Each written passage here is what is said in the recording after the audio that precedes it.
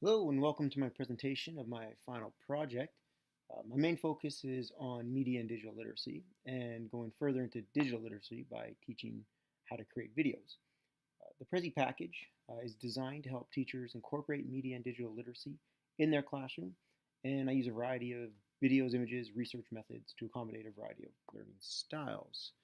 So let's begin. I'm just going to start with sort of the teacher resources section. Here I kind of give a quick little bit about what it is and trying to tackle this huge topic of digital and media literacy. And then next I kind of go into a little bit of teaching and learning suggestions, like how should you use this resource. And I always encourage make sure that the teacher goes through the whole resource first and think about what they want to use and what they don't want to use.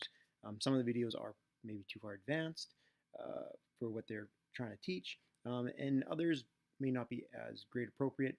However, I tried my best to make sure it was for the most part. Um, and then the big thing with this is with this information, having a class discussion is also really important as you go through the process. Some of the slides are not fully detailed because that's up to the students to kind of talk about it as you go along. Other things are the research and planning, so includes various ways for students to learn, visual, oral, verbal, physical, and social and solitary options as well. To maximize learning potential, it's important to provide opportunities to reflect, research, and plan. Um, you may want to create handouts and information to fit your topic, and type of video project will need to be done as well. Okay, so let's just move on, and these are just some of the resources for production, post-production, and media and digital literacy.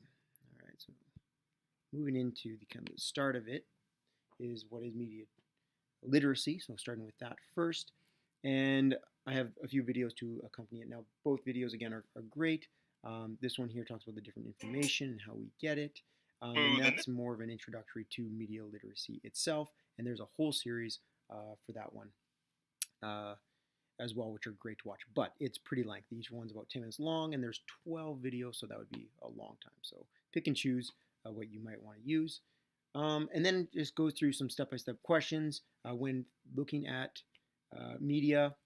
And of course, these questions are there to help facilitate a conversation with your class. And the images are there, but you can also pick up any image you want that you think would also work. And again, I have certain ads, but you can use them. You may not want to, but they are there, so it's all kind of a single package for you. These two videos help contrast kind of jewelry ads, one being a real one and one kind of being a fake jewelry ad, and just being honest. Again, trying to create a conversation about what people are actually watching. Okay, I'm going to move past these. Then after that, we get into what is digital literacy, which is physically learning it, and making content. So again, a nice little ad about social media and how it works, and then of course digital literacy described as not just videos. However, we do focus on video production, and another one is just sort of recognizing your point of view and knowing that it can have an impact on people. All right, and then after you kind of do that, now that should facilitate with conversations and research as well. And then you want to move on to the digital literacy, creating a video, kind of focusing just on the video aspect of digital literacy. And I start with the basics. So for those who may not know, with just composition in general, we go through all that. So composition, again, brief description of what it is. Another great video by Philip Bloom kind of goes through the different techniques that you could use. And of course, we also talk about that here as well. Just some of them: rule of thirds, foreground interest, and lead lines. And those are just some of the ones that are involved. And then we go into distance, referring to the space between the camera and the subject that's being photographed or filmed. And again, examples, and you can get more examples on your own if you want to, but they are here if you want. and you kind of just explain sort of the differences. And I also have flowers, showing you that you can actually do. It doesn't always have to be people. It's an object in general that I can also work with these shots. Okay, and then we go to angles and different kind of angles. They are with examples. Again, not everything, but it's a quick little overview.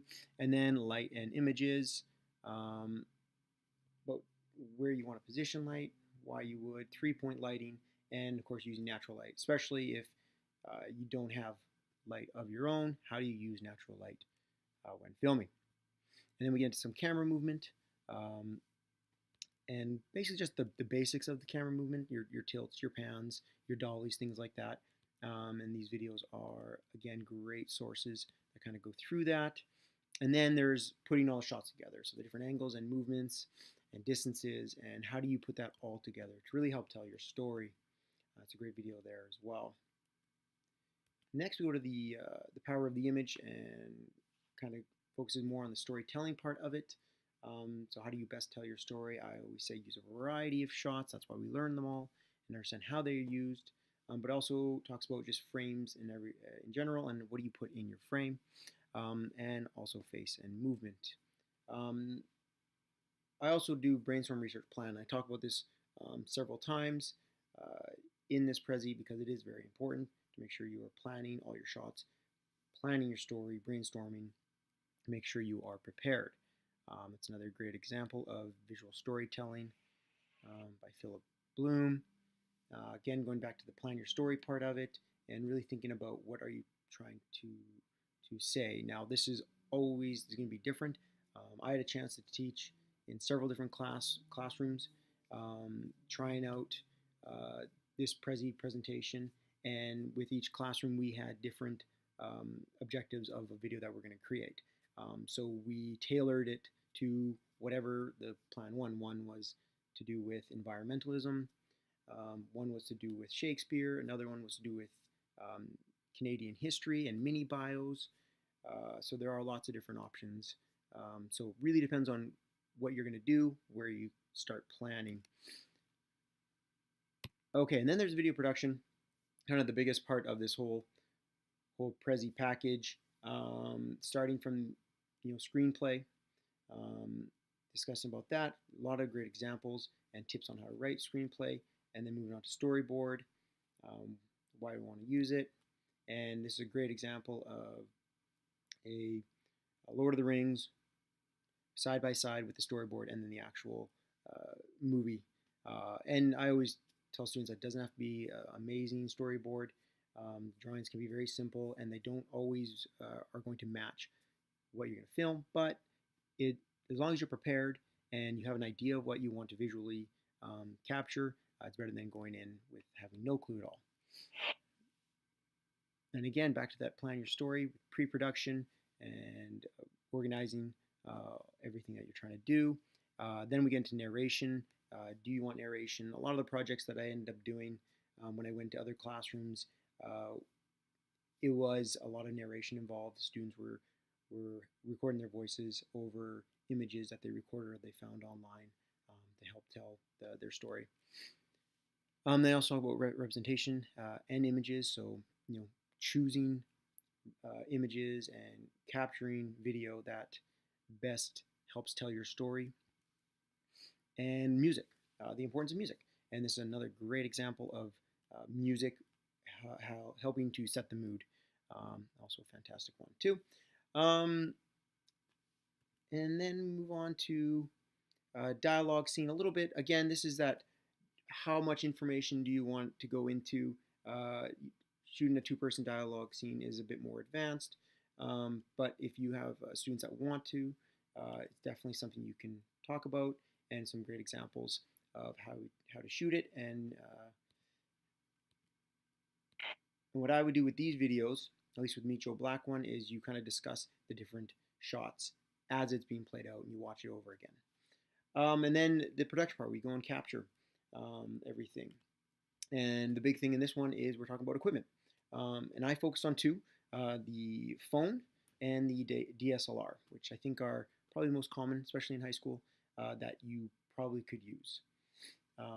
some pros and cons and some tips for using mobile phones, and of course more videos to help you understand that and show you more examples, and then film with DSLR, the pros and cons with that one as well.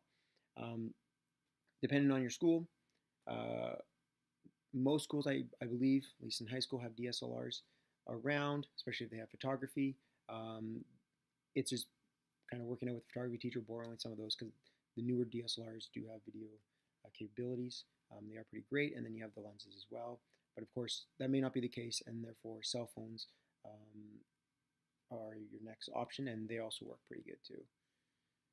And then we talk about audio, different kinds of audio using your phone, pretty common, but there are more expensive ones with higher quality.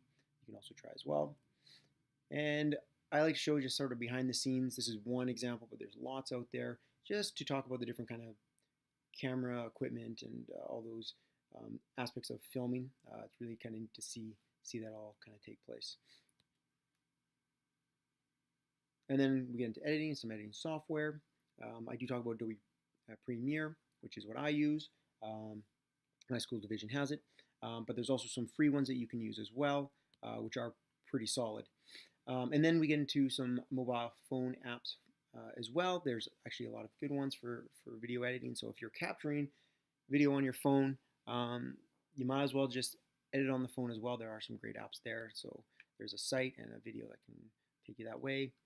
Other things that you may want is just stock footage, especially if students are doing like a history, bio. They may use a lot of just footage that they find, but you also get cool stock footage that they can use, and license-free music. You can get a lot of sites. YouTube's got a lot, and then you just got to convert it on your own, and there's a link to a site that's really good at converting files. And then after this, it's about Adobe Premiere, putting it together through Adobe Premiere, which, as I mentioned, I use in a lot of tutorial videos for that as well. I'm Nathan. And then finally, sort of the exporting video and sharing it, and I do for the YouTube export settings, and I have my own Utana site where we have projects kind of uploading constantly and adding to that. And that is my package, my final project, and it was really great because it allowed me to go into other classrooms and to teach media and digital literacy, something I didn't think I'd get a chance to do, but when this opportunity came to make this project for this course, I approached my admin and they were on board with me trying it, and I was able to get into 5 classrooms so far, and I'll probably get a couple more in as well. And it's been great. I've been using this Prezi. Well, some of it I've been kind of tweaking it as I've gone along, and adding to it as we go along, and especially the last little bit here in the video production side, I had to add quite a bit, because normally I just would take over myself and just sort of go with what my own knowledge had. But to make it ready for this class, I wanted to make sure other teachers could take it and use it. Yeah, and that's it. And I hope you enjoyed it, and it will be up for anyone to use if they want in the future as well. Thanks.